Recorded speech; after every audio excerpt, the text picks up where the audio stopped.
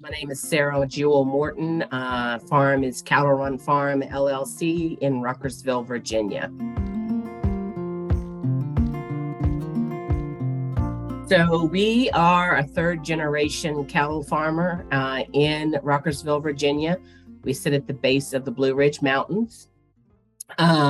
My parents purchased that farm in the early 1970s, and it has been in the family ever since. It was really more of a family farm. My dad was more of a hobbyist. He liked it. Both of my grandparents, maternal and paternal grandparents, were farmers in Greene and Albemarle County. And of course, my dad ended up getting his own farm and farming because he had a love and a passion for it. And I call it more of a hobby farm until later on I went off to school, majored in animal science and ag education, got a degree in career technical education, and then working towards my PhD in agricultural community education leadership. So, I came back when my dad started ailing and my brother was retiring out of the military.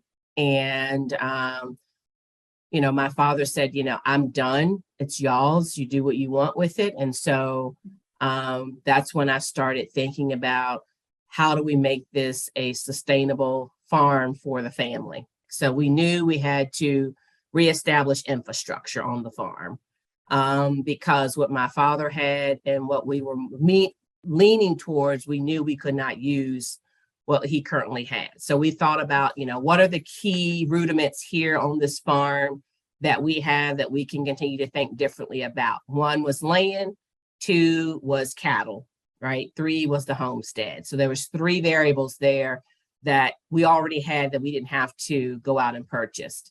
And we had equipment. And so we started looking at what can we do with the beef? Well, one, we had livestock now, so let's create a value added and do the grass-fed beef program. So that's when we got into that market. Then we had the homestead, and I said, let's look at creating an Airbnb. So we did a huge major gut and renovation on the homestead. And then the land, we were able to get in with the NRCS and the cost share programs for fencing, cross fencing, and then of course we paid for perimeter fencing as well, so we could reestablish good infrastructure there on the farm. Mm-hmm. So those are three key things. Scaling is critical, and in order to sustain farming, you've got to have different niches and you have to diversify. Mm-hmm. And so that's what we did. So we started out with the cattle, we started out with the land, we had the homestead. So we went from having livestock now to grass-fed beef.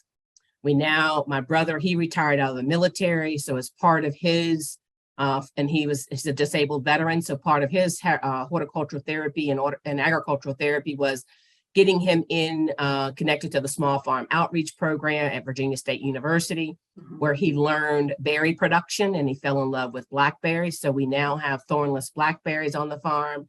We implemented raised beds so that we could do vegetables on the farm and sell at the farmer's market. And then, of course, I've done some piloting with blueberries and grapes. And so that'll be the next venture. And we also was approved for a high tunnel so that we could extend our grow season with berries.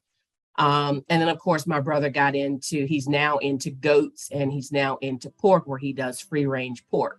And of course, chickens, and of course, we have free range eggs. So that's kind of how we have diversified the farm. And the nice thing about it is that farm now takes care of itself.